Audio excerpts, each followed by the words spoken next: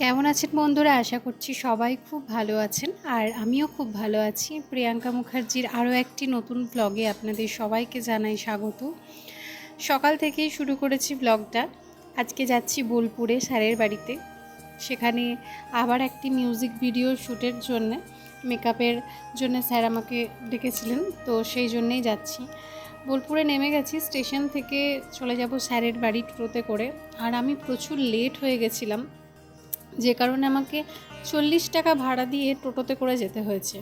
ভাবতে পারছেন, মানে 40 টাকা ভাড়া মানে বিশাল আমাদের এই বীরভূমে একটা টোটো ভাড়ার জন্য। আর শান্তিনিকেতনে টোটো ভাড়ার মানে ভাড়াটা এতটা বেশি বরাবরই। আমরা যখন পড়তে যেতাম আগে কোনো দিনও 40 টাকা 30 টাকা কোনো দিনও ভাড়া দিয়ে যায়নি, কিন্তু আজকে পাকে পড়েছি, আজকে কিছু করার নেই, যেতেই হবে। তার জন্য আমি 40 টাকা ভাড়া দিয়ে টোটোতে করে যাচ্ছি। আর স্যারের বাড়ি পৌঁছেই গেছি। সেখানে পৌঁছে গিয়েই মেকআপ শুরু করে দিয়েছি। সেখানে আমি প্রায় 6 জনকে মতো সাজিয়েছিলাম, কিন্তু ছবি তোলা ভিডিও করা, যে বলি কাজের সময় না এগুলো আর খেয়াল থাকে না, আর পরপর সাজাতে হয় তো খুব একটা খেয়াল মানে থাকে না। আর কাকে বলবো বারবার, মানে একটু কমফোর্টেবলি কেউ না হলে বলাও যায় না যে আমার ভিডিওটা একটু করে দিন বা করে দাও, কেমন লাগে একটা। তো এইটা করা হয়েছিল প্রথম জনের। তো প্রথমেই আমি এই মেয়েটিকে সাজিয়েছিলাম, খুব মিষ্টি একটা মেয়ে, দেখতেই পাচ্ছ লুকটা। আর খুব হেভি মেকআপ এখানে হবে না, তার কারণ মিউজিক ভিডিও তো, ওরা গান গাইবে, তো ওদের মানে মতো করে একটা লুক ক্রিয়েট করতে হবে। তো যাই হোক, আমার মেকআপ কেমন লাগছে তোমাদের অবশ্যই জানিও, ভালো লাগলে একটা কমেন্ট করো, লাইক করো। আর তোমরা যদি আমাকে তোমাদের স্পেশাল দিনে বুক করতে চাও তাহলে কিন্তু আমার সঙ্গে যোগাযোগ করে নিও, আমাকে ইনবক্স করতে পারো, অথবা আমার নাম্বারটা তোমাদের জানিয়ে দিচ্ছি 8158834790। তোমরা এই নাম্বারে আমাকে হোয়াটসঅ্যাপ করতে পারো। তো এই হচ্ছে আমার আজকের ব্লগ, বেশি কিছু নেই।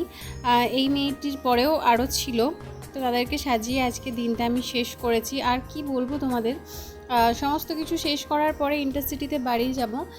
বাড়ি মানে এখান থেকে বেরোনোর পরে এমন একটা দমকা হাওয়া দিল যে মানে আমি একদম পুরো মানে একদম মানে লটকে যাওয়া যেটাকে বলে না, সেই রকম হয়ে গেছিলো।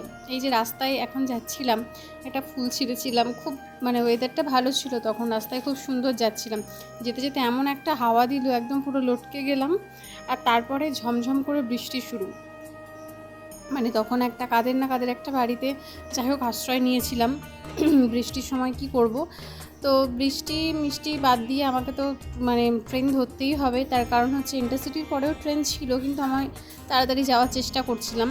আর চূড়ান্ত পরিমাণে বৃষ্টি, মানে সাংঘাতিক বৃষ্টি আর ঝড়ের মতো অতিক্রম করে আমি আবার 40 টাকা দিয়ে টোটো ধরে আমাদের, এবং তারপরে আমি ট্রেনটা অবশেষে পাই, এবং তারপরে ট্রেন ধরে আমি বাড়ি পৌঁছে যাই। ওই ট্রেনটাই আমি পেয়েছিলাম। তো এই হচ্ছে সেদিনের আমার কাহিনী। যদি তোমাদের ভালো লাগে অবশ্যই একটা লাইক